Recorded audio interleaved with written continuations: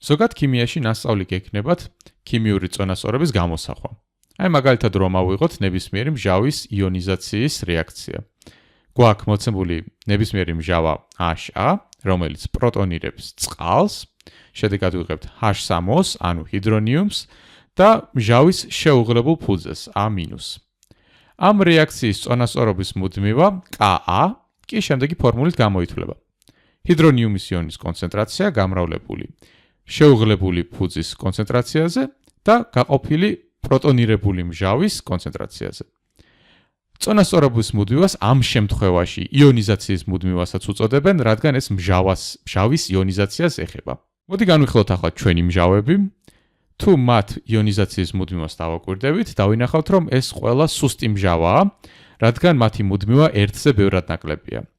მაგრამ ეს არ ნიშნავს, რომ ყველა მჟავა ერთი და იგივე სისუსტისაა. ჩვენ შემთხვევაში პტორმჟავა ყველაზე ძლიერია, მისი იონიზაციის მუდმივა არის 3.5 შემდეგ მოდის ძმარმჟავა, რომლისიც არის 1.8 და ბოლოს მეთანოლი, რომლისიც მხოლოდ 2.9 ახლა განვიხილოთ P-ს განსაზღვრება. თუ რას ნიშნავს PKA? PKA არის უბრალოდ მინუს ლოგარითმ KA. ალბათ P საიდანაც გეცნობათ, კერძოდ pH-დან. pH-იც კი ნამდვილად მინუს ლოგარითმ H-ის კონცენტრაცია. თუ გვინდათ გამოვთვალოთ აქ ერთ-ერთი მჟავის, კერძოდ მეთანოლის, მჟავა არ არის, მაგრამ მაინც მისი იონიზაციის მუდმივა. PKA მეთანოლისა უდრის მინუს ლოგარითმ 2.9 გამრავლებული 10-16-ზე. შემიძლია ახლა გამოვთვალო კალკულატორით, ჩავთვალოთ მინუს ლოგარითმ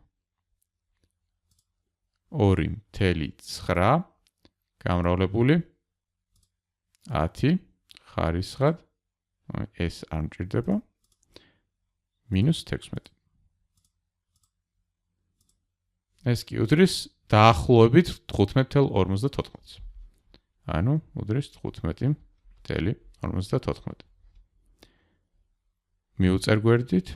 ძმარმჟავის და პტორმჟავის უკვე გამოთვლილი მაქვს. ძმარმჟავის არის 4.74. შეგიძლიათ თავადაც გამოთვალოთ ზუსტად იმავე ფორმულით და პტორმჟავის კი 3.46. ვიცით რომ ეს მჟავები სიძლიერის მიხედვითაა დალაგებული, კერძოდ მეთანოლი ყველაზე სუსტია, პტორმჟავა კი ყველაზე ძლიერი. მაგრამ თუ დავაკვირდებით PKA-ს და შევამჩნევთ, რომ რაც უფრო ძლიერია მჟავა, მით უფრო დაბალია PKA. კერძოდ პტორმჟავის არის 3.46, რაც ყველაზე ნაკლებია, შემდეგ მოდის ძმარმჟავის, რომელიც უფრო დიდია და ბოლოს მეთანოლის. ანუ ხედავთ, რომ რაც უფრო სუსტია მჟავა, მით უფრო დიდი არის მისი PKA.